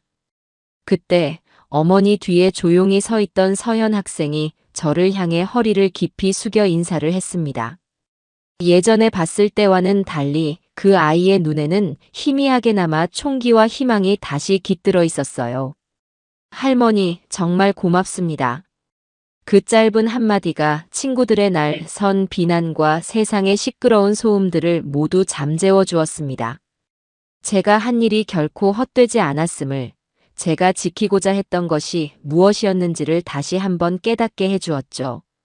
아들을 향한 미안함과 가슴 아픈 마음은 여전했지만 서연 학생 가족의 눈물을 닦아줄 수 있었다는 사실이 제게는 작은 위안이 되었습니다. 저는 그들을 집 안으로 들여 따뜻한 차 한 잔을 대접했어요. 비록 제 집은 폭풍의 한가운데에 있었지만 그 순간만큼은 아주 작은 평화가 우리 사이에 조용히 내려앉고 있었습니다. 재판이 시작되는 날 아침 세상은 온통 저와 제 아들 내외의 이야기로 떠들썩했지만 제 마음은 오히려 기이할 정도로 고요했어요. 그동안 저를 짓누르던 불안과 분노의 감정들이 모두 빠져나가고 이제는 단단하고 투명한 무언가만 남은 기분이었죠. 법정의 증인으로 서야 하니 저는 오랜만에 옷장 깊숙한 곳에 넣어두었던 남편의 사무제 때 입었던 옥색 한복을 꺼내 입었습니다. 요란한 오드리의 껍데기를 완전히 벗고 오롯이 오영자라는 이름으로 한 아이의 어미이자 이 사회의 어른으로서 그 자리에 서고 싶었기 때문입니다. 집을 나서기 전 저는 벽으로 돌려두었던 가족 사진을 다시 제자리로 돌려놓았어요. 웃고 있는 아들의 얼굴을 한참이나 들여다보았습니다. 제 손으로 아들을 법정에 세우는 이 길이 결국에는 저 사진 속의 환한 웃음을 되찾아주기 위한 길이라고 저는 그렇게 믿고 싶었습니다. 법원 앞은 예상대로 아수라장이었어요. 저를 태운 민준 군의 차가 나타나자 수십 명의 기자들이 벌떼처럼 몰려들어 창문을 두드려댔습니다. 심정이 어떠십니까? 아드님을 용서하실 건가요? 귀를 막고 싶은 질문들이 쏟아졌지만 저는 아무 말 없이 법원 경위들의 보호를 받으며 안으로 들어갔습니다. 법정 안의 공기는 바깥 세상보다 훨씬 더 차갑고 무거웠어요. 높다란 천장과 딱딱한 나무 의자들이 사람을 절로 주눅들게 만들더군요. 방청석에는 이 사건에 연루된 다른 학부모들과 대학 관계자들이 불안한 얼굴로 앉아 있었습니다. 모두가 자기 인생의 가장 중요한 시험 결과를 기다리는 수험생 같은 표정이었죠. 잠시 후 피고인석의 문이 열리고 용우와 시은이가 모습을 드러냈습니다. 몇 달 만에 보는 아이들의 모습은 너무나도 달라져 있었어요. 용우는 살이 쏙 빠져 있었고 죄수복을 입은 어깨는 축 늘어져 금방이라도 부서질 것만 같았죠. 그는 저와 눈이 마주치자 고개를 푹 숙여버렸습니다. 반면 시은이는 달랐어요. 조금 수척해지긴 했지만 여전히 꼿꼿한 자세와 흐트러짐 없는 모습이었습니다. 비싼 변호사를 선임했다는 소식은 들었는데 그래서인지 일말의 희망이라도 품고 있는 듯 보였죠. 그녀는 저를 보자 경멸과 원망이 뒤섞인 아주 차가운 눈빛으로 쏘아보았습니다. 마치 어디 한번 해보라고 말하는 것 같았어요. 저는 그 시선을 피하지 않고 똑바로 마주보았습니다. 재판이 시작되고 검사는 장장 1시간에 걸쳐 아들 내외의 범죄 사실을 상세하게 설명했습니다. 위조된 서류 뭉치와 돈이 오고 간 장부들이 증거물로 제출될 때마다 방청석에서는 작은 탄식들이 터져나왔어요. 검사는 이 사건이 단순히 몇몇 개인의 일탈이 아니라 공정한 경쟁을 생명으로 하는 우리 사회의 근간을 흔드는 심각한 범죄라고 힘주어 말했습니다. 그 말이 제 마음을 대변해주는 것 같아 저는 조용히 고개를 끄덕였죠. 검사의 모두 진술이 끝나고 시은이 측 변호사가 자리에서 일어났습니다. 아주 비싸고 유능해 보이는 중년의 남자였죠. 그의 변론은 예상대로였습니다. 모든 죄를 실무자였던 박지원 씨와 제 아들 용우에게 떠넘기고 시은이는 그저 남편의 사업을 돕다가 이용당했을 뿐이라고 주장했어요. 그리고 결정적으로 이 사건의 모든 증거는 불법적인 함정 수사를 통해 얻어진 것이므로 증거 능력이 없다고 목소리를 높였습니다. 존경하는 재판장님, 이 사건의 유일한 직접 증거는 피고인의 시어머니인 증인 오영자 씨가 불법적인 방법으로 녹음한 파일 뿐입니다. 증인은 처음부터 아들과 며느리를 감옥에 보낼 악의적인 목적을 가지고 의도적으로 접근하여 범행을 유도했습니다. 이것이 과연 정당한 법 집행이라 할 수 있겠습니까?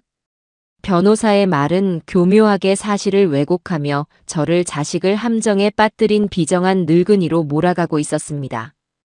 방청석이 웅성거리기 시작했고 몇몇 사람들은 동조하는 듯 고개를 끄덕이기도 했죠. 제 심장이 차갑게 식는 기분이었습니다. 드디어 제가 증인석에 설 차례가 왔습니다. 법정 안의 모든 시선이 제게로 쏠렸어요. 저는 떨리는 다리에 힘을 주며 천천히 증인석으로 걸어 나갔습니다. 선서를 하고 자리에 앉자 시은이의 변호사가 아주 부드럽지만 교활한 미소를 지으며 제게 다가왔습니다. 증인 연세가 어떻게 되시죠? 77입니다. 아, 그러시군요. 고령이신데 몇 달 전 일을 그렇게 상세하게 기억하고 계신다는 게 놀랍습니다. 혹시 기억에 혼동이 온 것은 아니겠지요? 그는 대놓고 제 나이를 걸고 넘어지며 제 기억력을 의심하고 있었습니다. 저는 흔들리지 않고 차분하게 대답했어요. 제 아들이 괴물이 되어가는 과정을 어미가 어찌 잊겠습니까? 변호사님은 잊으실 수 있겠어요? 제 대답에 변호사는 잠시 말문이 막힌 듯 했으나 이내 다시 공격을 시작했습니다. 그는 제가 아들 내외를 속이고 녹음한 사실을 집요하게 물고 늘어졌죠. 증인은 왜 처음부터 경찰에 신고하지 않았습니까? 왜 굳이 배우처럼 연기를 하면서까지 아들과 며느리를 직접 만나셨던 거죠? 처음부터 그들을 망신 주고 감옥에 보낼 생각이었던 것 아닙니까? 그의 질문에 법정 안의 모든 사람들이 저를 주목했습니다. 저는 잠시 숨을 고르고 피고인석에 앉아있는 용우와 시은이를 똑바로 바라보며 입을 열었습니다. 처음에는 제 눈을 의심했습니다. 내 아들, 내 며느리가 그런 끔찍한 짓을 했을 리 없다고요. 그래서 제 눈으로 직접 확인하고 싶었습니다. 그리고 만약 그것이 사실이라면 법의 심판을 받기 전에 제 입으로 그 아이들에게 그만둬라. 그 길은 지옥으로 가는 길이다라고 말해주고 싶었습니다. 어미로서요. 제 목소리가 조금 떨려 나왔습니다. 하지만 그 아이들은 제 기대를 무너뜨렸습니다. 제 앞에서 조금의 망설임도 없이, 죄책감도 없이 자신들의 범죄를 자랑스럽게 늘어놓았습니다. 그때 깨달았습니다. 이 아이들은 스스로 멈출 수 없겠구나. 제가 어미이기에 앞서 이 사회의 어른으로서 이 잘못된 고리를 끊어내야만 한다고요. 변호사님, 저는 제 자식을 함정에 빠뜨린 것이 아닙니다. 더 깊은 수렁으로 빠지기 직전에 제 손으로 그 아이를 건져 올린 것입니다. 설령 그 끝이 감옥이라 할지라도요. 제 진술이 끝나자 법정 안에는 무거운 침묵이 흘렀습니다. 변호사는 더 이상 제게 질문하지 못했죠. 제 진심이 조금이나마 전해진 것일까요? 재판의 마지막 날 용우가 증인석에 섰습니다. 시은이의 변호사는 용우가 모든 것을 주도했다고 몰아갈 생각이었겠지만 용우는 그들의 각본대로 움직여주지 않았어요. 그는 모든 혐의를 인정했습니다. 그리고 재판장이 아닌 저를 바라보며 이야기를 시작했습니다. 저는 괴물이었습니다. 돈에 눈이 멀어 다른 사람의 눈물을 외면하고 제 양심을 팔았습니다. 매일 밤 악몽을 꾸었고 하루하루가 지옥 같았습니다. 멈추고 싶었지만 제 스스로 멈출 용기가 없었습니다. 용우의 목소리는 눈물로 젖어 있었어요. 그는 흐르는 눈물을 닦지도 않은 채 말을 이어갔습니다. 그런 저를 어머니께서 멈춰주셨습니다.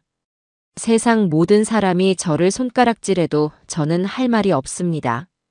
하지만 어머니께서 저를 고발해 주시지 않았다면 저는 평생을 그 지옥 속에서 빠져나오지 못했을 겁니다. 어머니, 죄송합니다. 그리고 정말 감사합니다. 용우는 결국 오열하며 고개를 숙였습니다. 법정은 숙연해졌고 방청석 여기저기서 훌쩍이는 소리가 들려왔어요. 시은이는 그런 용우를 보며 기가 막힌다는 듯 혹은 배신감에 찬 듯한 표정으로 입술을 깨물고 있었죠. 아들의 그 눈물 어린 고백이 시은이 즉 변호사가 공들여 쌓아 올린 모든 거짓말들을 한순간에 무너뜨리고 있었습니다. 그 순간만큼은 용우가 제가 알던 착하고 정직했던 아들의 모습으로 돌아온 것 같아 저도 차마 흐르는 눈물을 참을 수가 없었습니다. 길고 지루했던 몇 달간의 재판이 드디어 끝나는 날이었습니다. 선고 공판이 열리는 법정 안은 그 어느 때보다 많은 사람들로 가득 차 있었죠. 지난 몇 달간 시은이와 용우의 재판은 우리 사회의 부끄러운 민낯을 드러내며 연일 화제의 중심에 서 있었습니다. 그 끝을 보기 위해 모여든 기자들과 방청객들의 눈은 모두 재판장의 입을 향해 있었어요. 저는 그날도 말없이 방청석 가장 뒷자리를 지키고 있었습니다. 어떤 결과가 나오든 저는 이 모든 것을 감당해야만 했으니까요. 피고인 전시은 징역 7년에 처한다. 재판장의 무겁고 단호한 목소리가 법정 전체에 울려 퍼졌습니다. 상습적이고 계획적인 범행으로 사회에 끼친 해악이 크고 재판 과정에서 전혀 뉘우치는 모습을 보이지 않은 점이 양형에 고려되었다고 했습니다. 그 말을 듣는 순간 시은이는 두 눈을 부릅뜨며 무언가 소리치려 했지만 옆에 있던 교도관에게 곧바로 제지당했죠. 그녀의 얼굴에는 후회나 반성이 아닌 오직 저를 향한 증오와 분노만이 가득했습니다. 피고인 박용우, 징역 2년에 집행유예 3년을 선고한다. 다음으로 제 아들의 이름이 불렸습니다. 재판장은 용우가 범행에 가담한 사실은 명백하지만 모든 사실을 자백하고 깊이 뉘우치고 있는 점, 그리고 이 사건의 전모를 밝히는데 결정적인 역할을 한 점 등을 참작했다고 설명했어요. 용우는 선고를 듣는 내내 고개를 들지 못했습니다. 그저 두 손을 모은 채 자신의 죄의 무게를 온몸으로 감당하고 있는 듯 보였죠. 시은이는 자신과 너무나도 다른 남편의 형량을 듣고는 결국 이성을 잃고 제게 악을 쓰기 시작했습니다. 오영자, 너 때문에 내 인생이 망했어. 내가 너를 절대 가만두지 않을 거야. 그녀의 저주 섞인 외침이 법정을 가득 메웠지만 제 마음은 이상하게도 잔잔했습니다. 저는 그저 가여운 눈으로 그녀를 바라볼 뿐이었죠. 교도관들에게 끌려나가면서까지 저를 노려보던 시은이의 눈빛을 마지막으로 길었던 재판은 완전히 끝이 났습니다.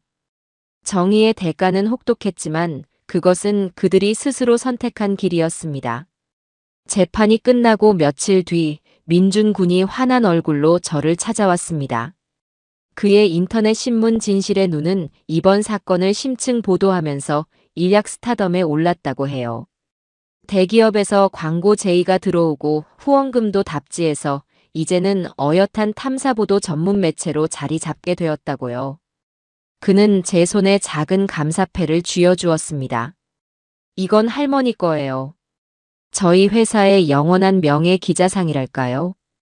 할머니의 용기가 없었다면 저희도 그리고 이 사회도 이만큼 나아가지 못했을 겁니다. 민준 군의 말에 저는 멋쩍게 웃으며 손사래를 쳤습니다. 내가 한 일이 뭐가 있다고. 다 자네 같은 젊은이들이 애써준 덕이지. 아니에요. 할머니는 저희에게 진실을 마주할 용기를 주셨어요. 앞으로도 저희는 할머니께서 보여주신 그 용기를 따라서 세상의 어두운 곳을 계속 비출 겁니다. 우리는 따뜻한 차를 마시며 한참 동안 이야기를 나누었어요. 민준 군은 벌써 다음 취재 계획으로 눈을 반짝이고 있었습니다. 그의 지치지 않는 열정을 보며 저는 문득 한 가지 생각을 떠올렸습니다. 재판이 끝나고 저는 법원으로부터 범죄 수익 환수금의 일부를 신고 포상금으로 받게 되었어요. 평생 제가 만져본 돈 중에 가장 큰 액수였지만 그 돈에는 제 자식들의 눈물과 다른 이들의 피눈물이 섞여 있었기에 차마 쓸 수가 없었죠. 민준 군, 나 이 돈으로 작은 재단을 하나 만들고 싶네. 재단이요? 그래.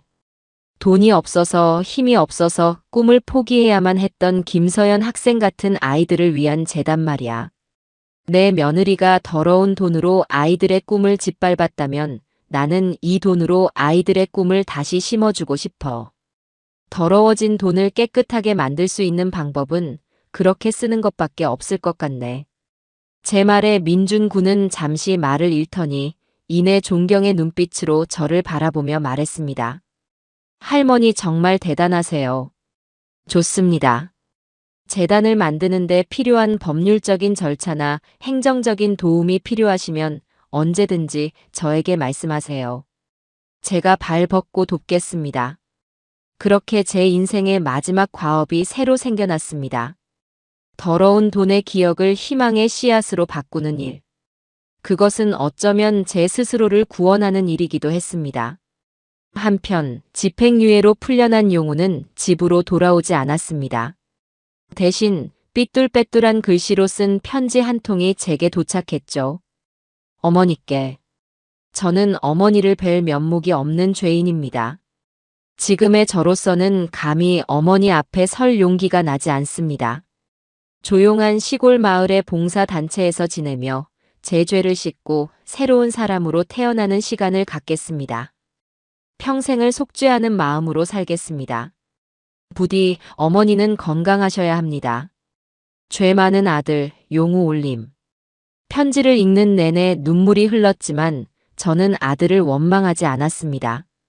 스스로의 힘으로 일어서려는 아들의 노력이 오히려 대견하게 느껴졌죠. 저는 편지에 적힌 주소를 들고 며칠 뒤 아들을 찾아 나섰습니다. 아들이 지내고 있다는 봉사단체는 산속 깊숙한 곳에 자리한 장애 아동들을 돌보는 작은 시설이었어요. 제가 찾아갔을 때 용우는 구슬땀을 흘리며 시설의 낡은 바닥을 닦고 있었습니다.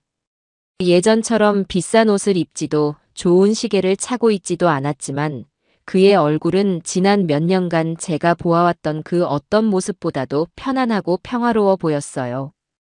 용우야. 제 목소리에 용우는 고개를 들었습니다. 저를 보자 그는 너무나도 놀라 손에 들고 있던 걸레를 떨어뜨렸죠. 그리고는 차마 제게 다가오지 못하고 그 자리에 우두커니 서 있기만 했습니다. 밥은 먹고 다니니? 저는 첫마디의 말보다 그 한마디가 먼저 나왔습니다.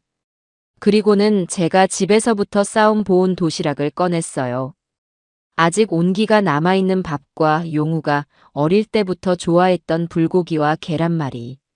우리는 시설의 작은 식당에 마주 앉았습니다.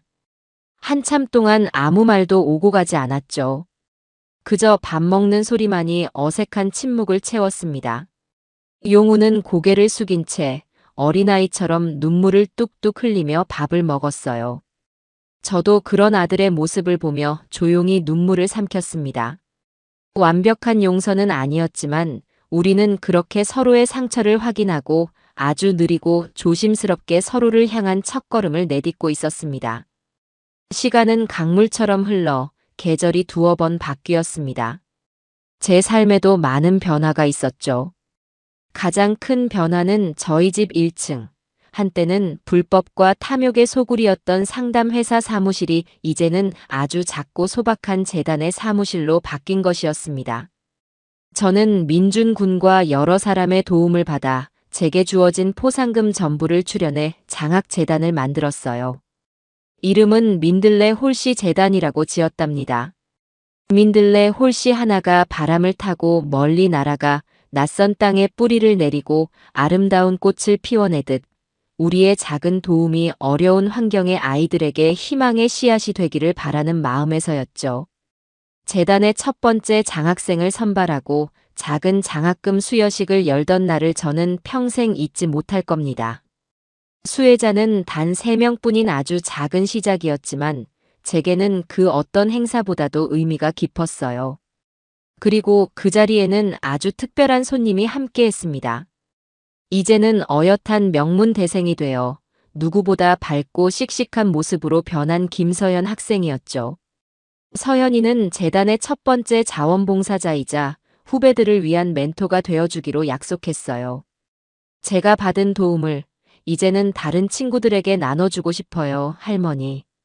할머니께서 제게 가르쳐 주신 것처럼요. 서연 학생이 환하게 웃으며 말하는데 어찌나 대견하고 예쁜지 눈물이 핑 돌더군요. 아이들이 장학 증서를 받아들고 환하게 웃는 모습을 보며 저는 비로소 제 마음속에 남아있던 마지막 응어리가 천천히 녹아내리는 것을 느꼈습니다.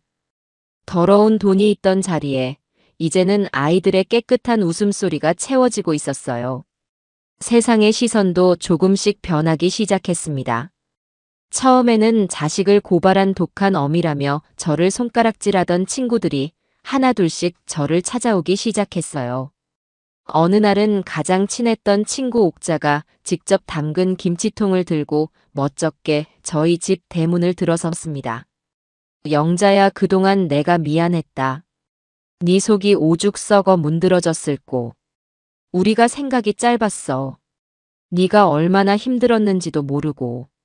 옥자는 제 손을 잡으며 진심으로 사과했어요. 저는 아무 말 없이 그녀를 안아주었습니다. 그 뒤를 이어 다른 친구들의 발걸음도 이어졌죠. 어떤 친구는 갓 쪄낸 떡을 가져오고 어떤 친구는 그저 말없이 제 옆에 앉아 함께 텔레비전을 보다 가기도 했습니다. 한동안은 기자들 때문에 사람 만나는 것이 두려웠는데 제 집 거실은 다시 친구들의 따뜻한 온기와 유쾌한 웃음소리로 채워지기 시작했어요. 그 평범하고 소중한 일상이 제 깊은 상처를 조금씩 아물게 해주고 있었습니다. 그러던 어느 날 제게 편지 한 통이 배달되었습니다. 발신인을 확인하는 순간 제 심장이 쿵 내려앉았죠. 교도소에서 온 편지, 바로 시은이에게서 온 것이었습니다. 저는 잠시 망설이다 떨리는 손으로 편지를 개봉했어요. 편지의 내용은 제 예상과 다르지 않았습니다. 그 안에는 단 한 줄의 사과나 반성도 없었어요. 오직 저에 대한 원망과 저주, 그리고 언젠가는 반드시 복수하겠다는 악의에 찬 다짐만이 빼곡하게 적혀 있었죠. 당신 때문에 내 인생은 끝났어. 하지만 명심해. 이걸로 끝났다고 생각하면 큰 오산이야. 나는 여기서 절대 무너지지 않아. 그리고 언젠가 반드시 당신에게 오늘을 후회하게 만들어줄 테니까. 편지를 읽는 내내 등줄기가 서늘했지만 저는 더 이상 두렵지 않았습니다. 예전 같았으면 그 악의에 찬 글자들에 밤잠을 설쳤을 테지만 이제 저는 단단해져 있었어요. 저는 편지를 조용히 반으로 접고 또 반으로 접어 아주 잘게 찢어버렸습니다. 그리고는 쓰레기통에 미련 없이 던져 넣었죠. 시은이의 증오는 이제 더 이상 제 삶에 어떠한 영향도 미칠 수 없었습니다. 그녀는 스스로 만든 감옥에 영원히 갇혀 살게 될 테지요. 그 편지를 받은 바로 다음 날 용우가 예고 없이 저를 찾아왔습니다. 시골 봉사단체에서 지낸 지 어느덧 1년이 훌쩍 넘어 있었죠. 햇볕에 그을린 얼굴은 더 건강해 보였고 눈빛은 예전과 비교할 수 없을 만큼 차분하고 깊어져 있었습니다. 어머니, 잘 지내셨어요? 그럼 잘 지내고 말고. 너는 어떠냐? 일은 할만하고. 네. 얼마 전에 저희 시설의 정식 직원으로 채용되었어요. 아이들 상담해주고 행정 업무도 돕고 있어요. 제가 망쳐버린 인생, 다른 사람들을 위해 봉사하면서 조금이나마 갚아나가려고요. 용우는 이제 더 이상 과거에 얽매여 괴로워하지 않았습니다. 자신의 죄를 직시하고 그것을 갚기 위해 하루하루를 성실하게 살아내고 있었죠. 그는 제 재단 사무실 책상 위에 놓인 작은 화분 하나를 보며 말했어요. 어머니, 저도 주말마다 와서 재단 일 좀 도와드리면 안 될까요? 제가 아이들 상담했던 경험이 조금은 도움이 될지도 모르잖아요. 그 말을 듣는 순간 저는 정말 오랜만에 소리내어 환하게 웃었습니다. 제 아들이 드디어 진정한 어른이 되어 제 앞에 서 있었어요. 그러렴. 언제든지 환영이다, 아들아. 우리는 한때 범죄의 소굴이었던 그 사무실에 마주 앉아 앞으로 재단에서 어떤 아이들을 어떻게 도울지에 대한 이야기를 나누었습니다. 창밖으로는 따스한 오후의 햇살이 쏟아져 들어오고 있었죠. 제 삶에 남은 상처들은 아마 평생 완전히 사라지지는 않을 겁니다. 하지만 그 흉터들은 이제 더 이상 저를 아프게 하지 않아요. 오히려 그것은 제가 얼마나 치열한 싸움을 싸워냈는지, 그리고 그 끝에서 무엇을 지켜냈는지를 증명하는 자랑스러운 훈장이 되었습니다. 제 옆에는 든든한 아들이 함께하고 있었고, 제 앞에는 이제 막 피어나는 아이들의 희망이 가득했으니까요. 그걸로 충분했습니다. 정말로 충분했어요. 물론 제 삶에 남은 흉터가 완전히 사라지지는 않을 겁니다. 문득문득 바람이 불어올 때마다 시큰거리는 상처처럼 아들을 제 손으로 밀어 넣었던 그날의 기억과 며느리의 저주 섞인 마지막 눈빛이 떠오를 때도 있겠지요. 완벽한 해피엔딩이라는 건 어쩌면 동화책에나 나오는 이야기일지도 모릅니다. 하지만 괜찮습니다. 저는 이제 압니다. 상처 위에 새살이 돋아나듯 절망이 있던 자리에 새로운 희망이 피어날 수 있다는 것을요. 제 이야기는 여기까지입니다. 이 길고 아픈 이야기를 끝까지 들어주신 여러분께 진심으로 감사드립니다. 이제 마지막으로 여러분의 지혜로운 생각들을 조심스럽게 여쭙고 싶어요. 제가 제 아들을 직접 경찰에 신고했던 그 순간, 만약 여러분이 저였다면 과연 어떻게 하셨을까요? 저의 선택이 옳았다고 생각하시나요? 아니면 그래도 어미로서 자식을 끝까지 품었어야 했다고 보시나요? 또 제 아들 용우는 과연 진심으로 뉘우치고 앞으로는 올바른 길을 걷는 새 사람이 될 수 있을까요? 그리고 끝까지 반성하지 않았던 제 며느리에게는 지금의 벌이 충분하다고 생각하시는지요? 가족이라는 이름으로 우리는 어디까지 용서하고 또 어디까지 눈 감아 주어야 하는 걸까요? 살아가면서 늘 부딪히게 되는 이 어려운 질문에 대한 여러분의 소중한 의견을 들려주세요. 댓글 하나하나 꼼꼼히 읽어보며 저 역시 앞으로의 삶을 어떻게 살아가야 할지 배우겠습니다. 여러분의 따뜻한 참여를 기다리겠습니다.